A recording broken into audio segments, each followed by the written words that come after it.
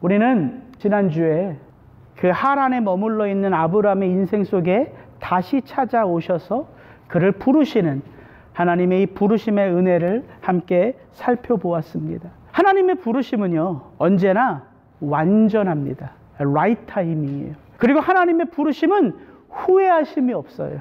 그 하나님이 부르신 그 영혼을 온전하게 빚어가십니다. 그래서 이 부르심이 축복이에요. 자격 없는 자를 불러주셨기에 축복입니다. 믿음과 소망으로 살아가지 않아도 불러주시기에 축복입니다.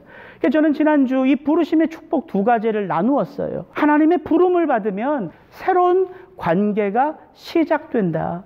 여러분, 새로운 관계가 시작되기에 그 삶은 새로운 삶이에요. 하나님과 이 세상이 나로 말미암아 맺어지는 관계예요. 그리고 아브람과 사라는 소망이 있었던 자가 아니었어요. 믿음이 있었던 자가 아니었습니다. 그렇게 소망과 믿음이 없는 자를 하나님이 축복으로 부르셨고 그 축복의 약속을 아브람과 맺었기에 이제 아브람의 걸음은 믿음 안에서 걷는 걸음이에요. 그래서 믿음의 역사를 그가 체험하게 되는 것이죠. 오늘 이제 창세기 12장 10절부터 20절은 바로 이 이야기예요. 아브람과 하나님이 맺은 이 관계가 어떻게 세워져 가는가. 이 약속의 땅에 임한 기근으로 말미암아 그는 하나님의 어떤 실체를 경험하는가. 이제 우리가 본격적인 아브람의 이야기들을 살펴보게 되는 것이지요. 성경을 보니까 아브람이 맺은 관계가 이게 양갈래 관계예요. 우리에게 익숙한 관계는 뭐냐면 아브라함이 믿음의 조상이다. 하나님이 패역한 이 땅에 하나님의 백성들을 구원하시는데 다른 것이 아닌 믿음으로 말미암아 그를 구원해내시는 첫 번째 사람이 아브라함이에요. 그래서 성경은 아브라함을 모든 믿는 자의 조상이라고 합니다. 지금은 고인이 되신 목사들의 목사라고 잘 알려진 유진 피터슨 목사님은 아브라함의 이야기가 우리에게 주는 도전을 한 단어로 표현해요. 그게 뭐냐면 아브라함은 하나님의 친구였다, 이거예요. 하나님의 벗 아브라함. 번뜩 생각이 나요. 성경에서 아브라함을 우리 믿음의 조상이라고만 말하지 않고 하나님이 그 아브라함을 갈대아 우르에서 불러내어 약속의 땅에 보내시고 그의 인생 가운데 함께 하시는 하나님과 아브라함이 맺은 관계, 이것도 우리에게 말해주고 있다는 거예요. 하나님의 벗 아브라함이에요. 이사야서에 보면 하나님이 포로로 잡힌 이스라엘 백성들에게 이사야를 통해서 말씀하실 때에 그 이스라엘 백성들을 어떻게 부르냐면 이렇게 불러요.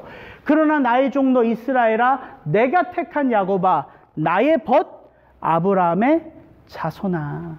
하나님이 친히 그렇게 부르셨습니다. 야고보서에 보면 이 야고보 기자는 행함 있는 믿음과 의를 하나라고 볼 때에 아브라함의 이야기를 이렇게 듭니다. 우리 조상 아브라함이 그 아들 이삭을 제단에 바칠 때에 행함으로 의롭다 함을 받은 것이 아니냐. 이에 성경에 이른바 아브라함이 하나님을 믿으니 이것을 의로 여기셨다는 말씀이 이루어졌고 그는 하나님의 벗이라 칭함을 받았노니. 아브라함이 어떻게 하나님의 벗이라 칭함을 받았다고 이 야고보 사도는 표현합니까? 그의 믿음이 그의 행함과 함께 하나님 앞에 온전하게 드려질 때 그가 비로소 하나님의 벗이 되었다. 하나님은 아브라함을 하나님의 벗으로 부르셨어요. 그리고 아브라함이 저절로 하나님의 벗이 된 게 아니라 그의 삶 속에 경험하는 수많은 일들을 통하여 그는 하나님의 참된 벗으로 빚어지고 있었던 것이지. 그래서 오늘 그 이야기가 이렇게 시작되는 것입니다. 하나님의 벗되기, 갈대아 우르에서 하란에서 하나님이 아브라함을 부르셨지요. 어떻게 부르셨어요? 너는 복이 될지라. 너를 통하여 세상이 나를 보게 될지라. 복을 누리는 게 하나님을 보는 것이고 하나님의 뜻과 목적대로 살아가는 것이니까 이 세상은 아브라함을 통하여 하나님을 보게 된다는 거예요. 여러분, 그게 복이죠. 하나님의 이 약속의 말씀에 아브라함이 자신의 모든 삶을 믿음으로 의탁했어요. 그리고 그가 약속의 땅에 들어오지요. 가나안 땅. 그게 사실 창세기 12장 5절에 이렇게 나와요. 아브라함이 그의 아내 사레와 조카 롯과 사람들을 이끌고 가나안 땅으로 가려고 떠나서 어떻게? 마침내 어디에 들어갔어요? 약속의 땅 가나안에 들어갔어요. 여러분, 세상 이야기라면 이게 끝이에요. 백설공주가 어렵게 살았어요. 억울하게 살았어요. 마침내 왕자를 만났어요. 그럼 이야기 끝나잖아요. 공주가 되어서 어떻게 살았는지는 안 나오고 왕자를 만나 행복하게 살았더라. 그런데 아브라함의 이야기는 어떻게 시작해요? 마침내 그가 가나안 땅에 들어감으로 시작이 돼요. 가나안 땅은 이상적인 땅이 아니에요. 리얼. 그 땅에 누가 있어요? 그 땅에 가나안 사람들이 거주해요. 여기 세겜 땅 모래, 상수리 나무, 여기에서 아브라함이 제단을 쌓은 건 뭐냐면 바로 이곳이 가나안 신을 섬기는 우상의 신전과도 같은 곳이기 때문입니다. 그래서 아브라함이 내가 이 땅에 있는 이 우상의 영향력을 받는 자가 아니라 하나님의 은혜로 살아가는 자임을 선포하기 위하여 거기에 처음 제단을 쌓은 거예요. 그러니까 가나안 땅은요, 이상적인 땅이 아니라 치열한 영적 전쟁이 있는 바로 그 땅이라는 거지요. 그래서 우리는 한 가지 교훈을 얻을 수 있어요. 아브라함이 어떻게 하나님의 참된 벗이 되어 가는가? 어떻게? 시련을 통해서예요. 그래서 오늘 본문 시작은 이렇게 시작되는 거예요. 같이 한번 읽습니다. 그 땅에 기근이 들었으므로 아브라함이 애굽에 거류하려고 그리로 내려갔으니 이는 그 땅의 기근이 심하였습니다. 그가 애굽에 가까이 이르렀을 때에 그의 아내 사라에게 말하되 내가 알기에 그대는 아리따운 여인이라. 애굽 사람이 그대를 볼 때 이르기를 이는 그의 아내라 하여 나는 죽이고 그대는 살리리니 원하건대 그대는 나의 누이라 하라. 그러면 내가 그대로 말미암아 안전하고 내 목숨이 그대로 말미암아 보존되리라 하니라. 아브라함이 가나안 땅에 들어갔는데 그 가나안 땅에 무엇이 임했다고요? 기근이 임했다고요. 감당할 수 없는 기근이 임했다는 거예요. 여러분, 왜 성경이요, 하나님의 백성들이 경험하는 수많은 환난, 고난, 시험들을 그냥 시련이라고 하지 않고 어떻게 표현하냐면 믿음의 시련이라고 말해요. 한 군데만 볼게요. 야고보서 1장 1절 2절입니다. 내 형제들아 너희가 여러 가지 시험을 당하거든 온전히 기쁘게 여기라. 이는 너희 믿음의 시련이 인내를 만들어내는 줄 너희가 알미라. 믿음의 시련이라고 말해요. 여러분, 왜 믿음의 시련일까요? 하나님을 믿기 때문에 만나는 시련이기 때문에 믿음의 시련이에요. 여러분, 영적인 원리 하나가 있습니다. 은혜를 받으면요, 은혜를 쏟아버릴 일들을 경험하게 돼요. 이게 영적인 원리입니다. 왜 은혜를 많이 받으면 그 은혜를 쏟아버릴 일을 경험하죠? 이 세상이요, 하나님과 나만 존재하는 게 아니기 때문이에요. 하나님과 나의 사이를 끊임없이 갈라놓으려고 하는 사단이 있기 때문이에요. 사도행전 2장의 오순절 마가의 다락방에 임한 그 성령의 폭발적인 임함, 오순절 성령 강림 사건. 그러면서 이 땅에 교회가 드러나요, 가시적으로. 그리고 나서 누가는요, 그 교회를 표현할 때 어떤 표현을 쓰냐면 큰 권능, 큰 은혜, 큰 역사. 그냥 은혜의 역사 권능이 아니에요. 근데 놀라운 사실이 있습니다. 베드로가 설교할 때 3,000명, 5,000명씩 하나님의 교회로 몰려드는 그 놀라운 성령의 권능이 있는 그 초대교회에 동일하게 사탄의 권세도 그 교회 안으로 들어오고 있다는 사실이에요. 사단이요, 그런 존재예요. 이게 영적인 원리입니다. 우리가 하나님을 믿지 않으면 받지 않을 고난이 있어요. 근데 하나님을 믿기 때문에 받는 고난이 있단 말이죠.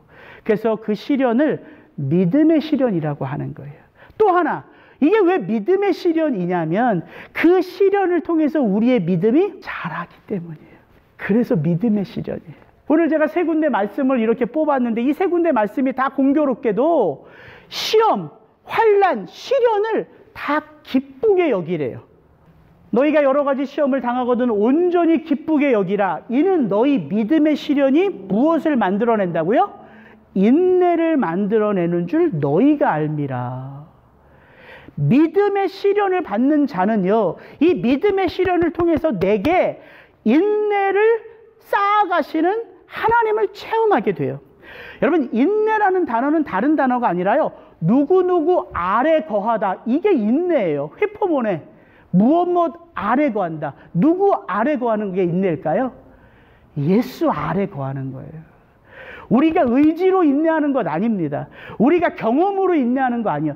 예수 안에 머물 때에, 그분 안에 거할 때에 인내하게 되어 있는 거예요.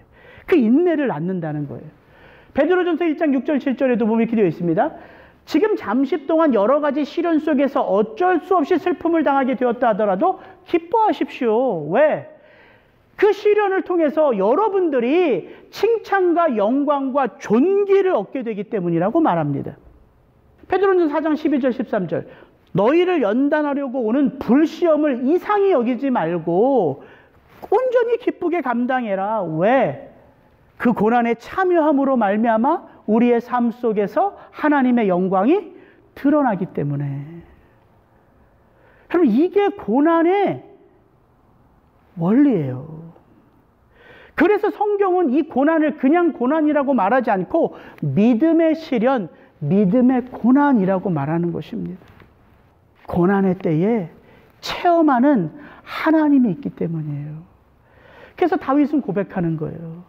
내가 푸른 초장 쉴 만한 물가에 있을 때만 하나님의 임재를 체험하는 것이 아니라 사망의 음침한 골짜기를 지날 때에도 요동하지 않는 하나님의 은혜를 체험합니다. 여러분, 이게 그래서 믿음의 시련인 거예요. 아브라함은 이제 이 시련을 통해서 살아가게 됩니다. 오늘 본문 12장 10절부터 보면 이 10절과 11절에 두 단어가 제 안에 들어와요. 이는 그 땅의 기근이 심하였습니다. 그래서 아브라함이 어쩔 수 없이 애굽으로 떠날 결심을 합니다. 그리고 그가 애굽에 가까이 이르렀을 때에, 여러분, 우리 안에 심기워진 믿음이 언제 드러날까요? 우리가 진짜 목적하고 우리가 진짜 소중하게 여기며 살아가는 우리의 본질, 우리의 본성, 우리의 실체는 언제 드러날까요? 위기의 때예요. 상황이 심각해질 때, 관계에 소망이 없을 때, 그럴 때 뭐가 드러나냐면 우리가 믿고 있는 것이 무엇인지가 드러나기 시작한다는 거예요. 우리가 이 10절과 11절만 읽어봐도, 아니, 믿음의 조상 아브라함이 왜 이따위로 행하지? 이렇게 판단하시면 안 돼요. 왜냐하면 이때의 아브라함은 어떤 존재냐면요, 믿음의 조상 아브라함이 아니에요. 이제 막 하나님의 부름을 받고 그 하나님의 말씀 앞에 나의 삶을 의탁한 믿음의 초짜입니다. 아브라함은 단 한 번도요, 하나님을 믿는다는 것이 무엇인지를 누구한테 배운 적이 없습니다. 아직까지 아브라함은요, 하나님 앞에 내가 믿음을 의탁했는데 그럼 어떻게 살아가는 것이 믿음 안에서 살아가는지를 체험한 적이 없어요. 그래서 우리가 이 본문을 읽으면서, 아니, 믿음의 조상에게 믿음의 모습이 하나도 없네? 뭐 이따위야? 이렇게 아브라함의 행동의 옳고 그름을 판단하면 안 돼요, 아직은.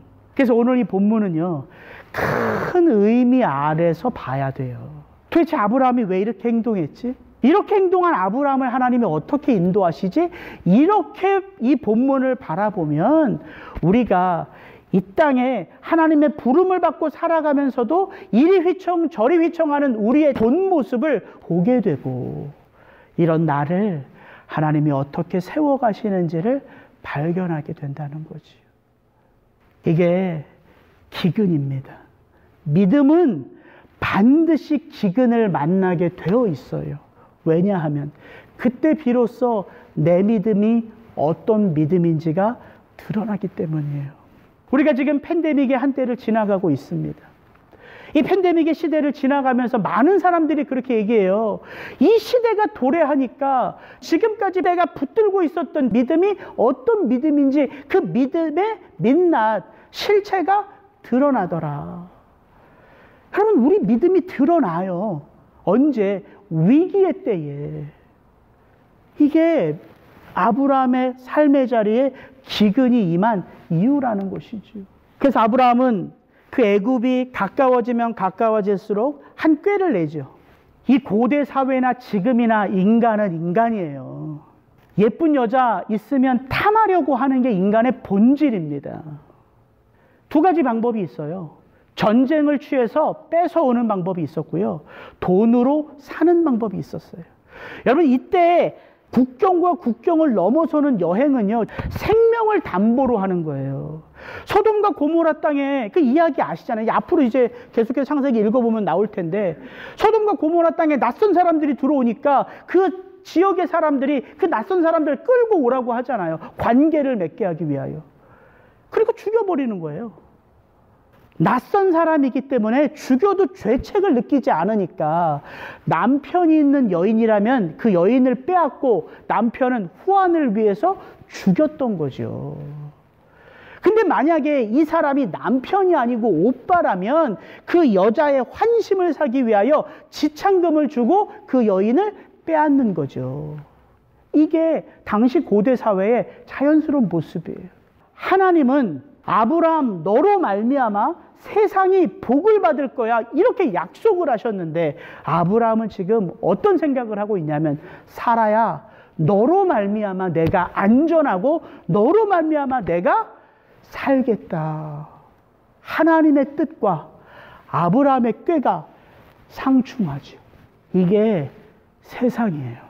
우리의 마음 심령 속에 심겨진 믿음이 저절로 자라 열매 맺는 게 아니라, 우리가 살아가는 이 땅에서 우리의 믿음은 끊임없는 이 거대한 세상의 파워, 그리고 어둠의 권세 잡은 자의 그 영적인 권세와 끊임없이 충돌하고 있는 거예요.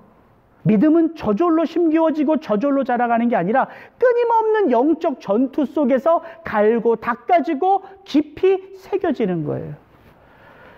아브라함이요, 어떻게 살아가는 것이 이 위기의 때를 극복하는지를 몰라요. 그러니까 하나님을 향한 믿음보다 그가 지금까지 살아왔던 삶의 경험이 바로 이때에 더 크게 그의 마음을 덮었던 거죠. 그래서 그가 신념을 따르기로, 경험을 따르기로, 꾀를 쫓기로 선택한 거예요. 그래서 이렇게 애굽으로 내려간 거죠. 그리고 애굽이 가까이 오면 올수록 그가 꾀를 낸 것입니다. 그 꾀를 낸 결과가 14절부터 16절이에요. 제가 읽어드리겠습니다. 아브라함이 애굽에 이르렀을 때에 애굽 사람들이 그 여인이 심히 아리따움을 보았고 바로의 고관들도 그를 보고 바로 앞에서 칭찬함으로 그 여인을 보기 위하여 바로의 궁으로 이끌어들인지라. 이에 바로가 그녀로 말미암아 아브라함을 후대함으로 아브라함이 양과 소와 노비와 암수 나귀와 낙타를 얻었더라. 아브라함의 나이가 이때 75세 정도로 봅니다. 사라의 나이는 65세, 10년 터울이 나거든요. 65세예요.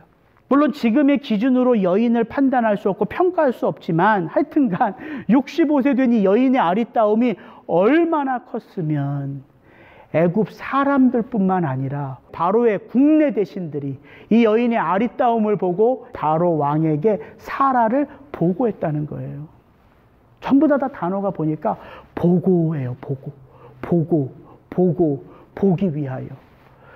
여러분, 우리가 이 땅을 살아가는 이게 참 큰 방법입니다. 우리는 보는 대로 살아가기가 쉬워요. 우리는 듣는 대로 살아가기가 쉬워요. 이게 세상의 원리거든요. 보여지는 대로, 듣는 대로, 느끼는 대로. 근데 우리는 그런 세상의 원리 속에서 이것 하나를 붙들며 살아가는 자들로 부름을 받은 거예요. 믿음으로 살아간다고요.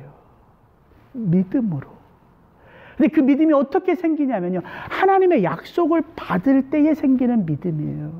이미 아브라함 속에 그 약속의 믿음이 있습니다. 근데 위기의 때에 그 믿음보다 뭐가 더 큰 거예요?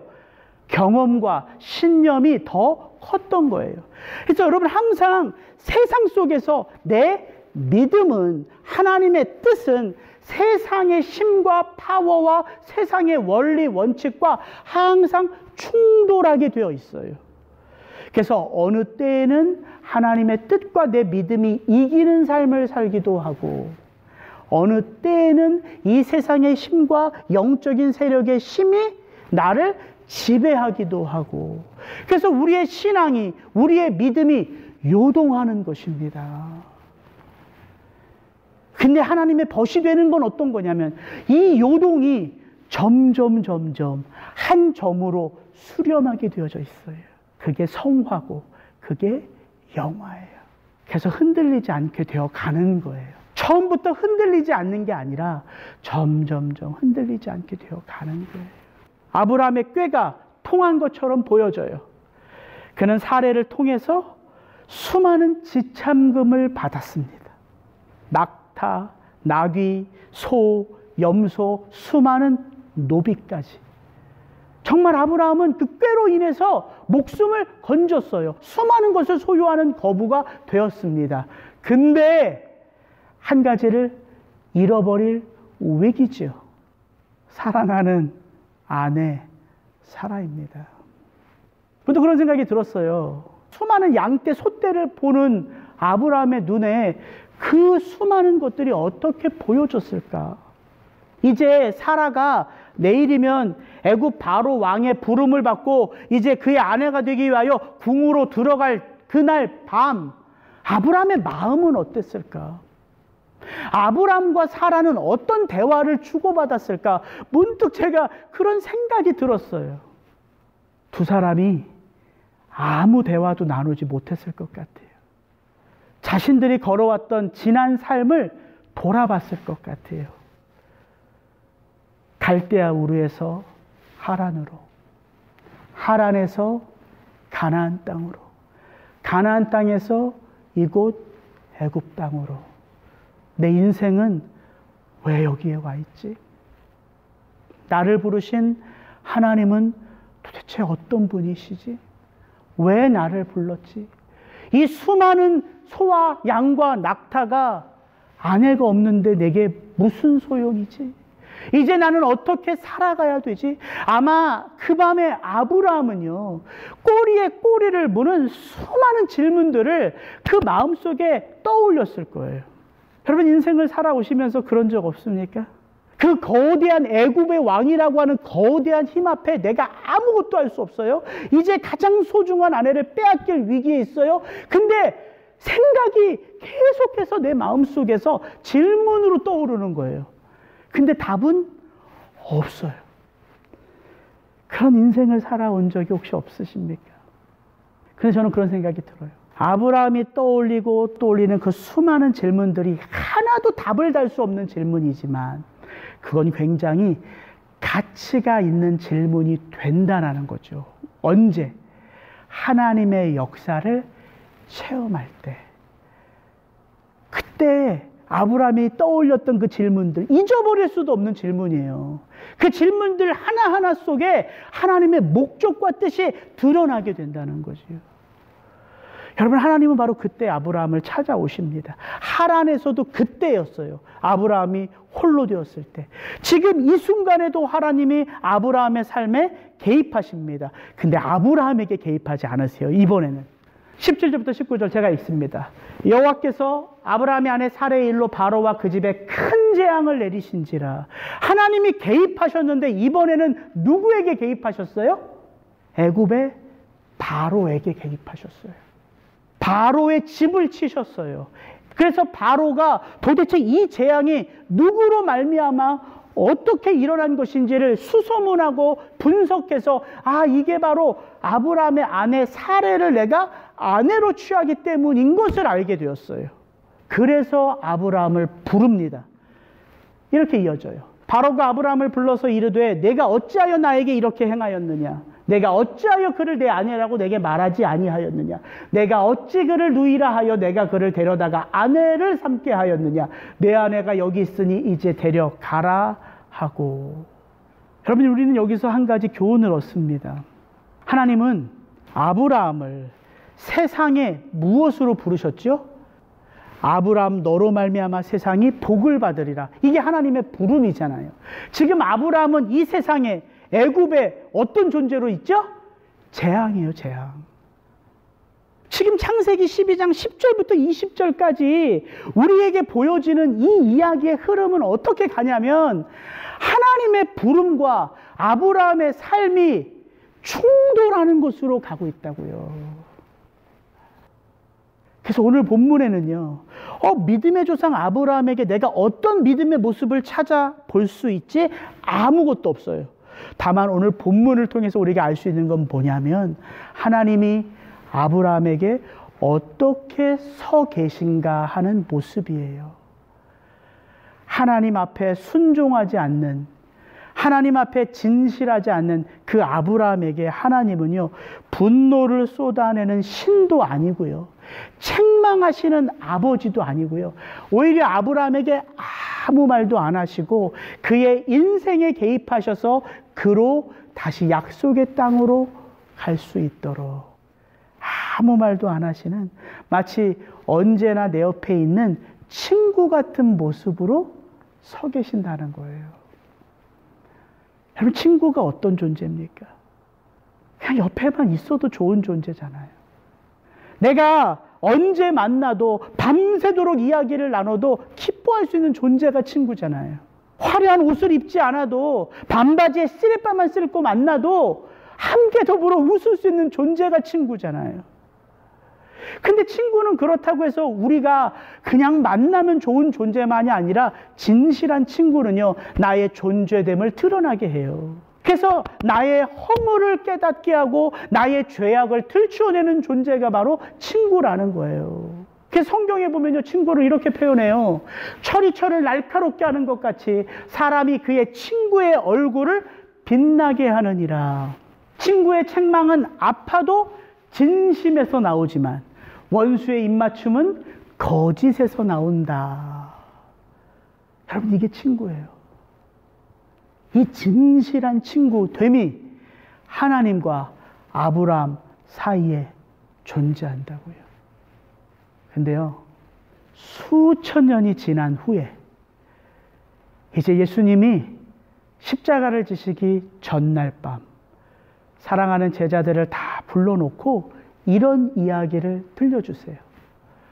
사람이 친구를 위하여 자기 목숨을 버리면 이보다 더 큰 사랑이 없나니 너희는 내가 명하는 대로 행하면 곧 나의 친구라. 이제부터는 너희를 종이라 하지 아니하리니 종은 주인이 하는 것을 알지 못함이라. 너희를 친구라 하였노니 내가 내 아버지께 들은 것을 다 너희에게 알게 하였음이라. 하나님의 벗 아브라함입니다. 예수님의 벗 누구일까요? 네. 저기에 여러분의 이름을 써 넣으시면 돼요. 예수님이 그렇게 저와 여러분의 인생 속에 들어오셔서 우리를 당신의 친구로 세워 가신다고요. 어떻게? 지금 여러분이 겪고 있는 그 시련에 믿음이라는 단어를 붙여서 믿음의 시련을 통하여. 오늘 이야기의 끝은 창세기 12장 20절은 이렇게 끝나요. 바로가 사람들에게 그의 일을 명하매 그들이 그와 함께 그의 아내와 그의 모든 소유를 보내었더라. 근데 저는 창세기 12장 10절의 이야기의 끝은 20절이 아닌 것 같아요. 13장 1절부터 4절까지를 다 읽어야지만 이 이야기가 끝을 맺습니다. 제가 읽겠습니다. 아브라함이 애굽에서 그와 그의 아내와 모든 소유와 롯과 함께 네게부로 올라가니, 여기 네게부가 9절에 말한 아브라함이 남방으로 거한 그 땅이에요. 아브라함에게 가축과 은과 금이 풍부하였더라. 그가 네게부에서부터 길을 떠나 베델에 이르며 베델과 아이 사이 곧 전에 장막 쳤던 곳에 이르니 그가 처음으로 제단을 쌓은 곳이라. 그가 거기서 여호와의 이름을 불렀더라. 이게 오늘 이야기의 끝이에요. 아브라함이 어디로 올라와서 다시 제단을 쌓았다고요? 그가 처음 여호와의 이름을 불렀던 베델에 다시 와서 제단을 쌓았더라. 이렇게 이야기가 끝나요. 창세기 12장 8절에 나오는 제단과 오늘 13장 4절에 나온 제단은 똑같은 곳에 똑같이 아브라함이 돌로 쌓은 제단이고요. 똑같이 여호와의 이름을 부른 제단입니다. 이 두 예배가 같은 예배일까요? 다른 예배죠. 왜? 아브라함이 하나님이 어떤 분이신지를 체험했기 때문에. 내가 믿는 하나님이 어떤 분이신지를 체험했어요. 그분은 내가 두려워하는 애굽의 바로 왕보다 더 크신 하나님이에요. 그분은 나의 실수와 허물도 침묵하시는 하나님이에요. 아무 말씀도 안 하세요. 바로를 통하여 말하게 하세요. 근데 아브라함에게 있어서는요, 하나님으로부터 한마디도 안 들었지만 바로부터 듣는 그 한마디 한마디, 네가 어찌하여 나를 속였고 어찌하여 이렇게 행했고 어찌하여 이런 모습으로 살아왔느냐, 그 한마디 한마디가 아브라함의 마음속에는요 깊이 새겨지는 복음이었을 거란 말이죠. 같은 예배가 아닙니다. 하나님과의 관계는 어떻게 깊어지는 것일까요? 매 순간 드려지는 이 예배는 과연 동일한 예배일까요? 지금 내가 경험하고 있는 이 일들이 예수님과 내가 벗이 되는 과정이라고 내가 생각할 수 있다면, 그럼 이 일을 통하여 나에게 어떤 유익이 있을까요?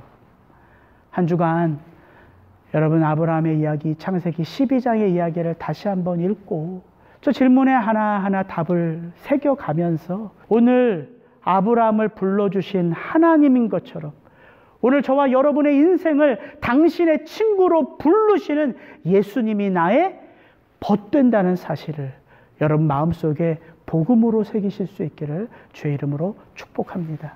기도하겠습니다.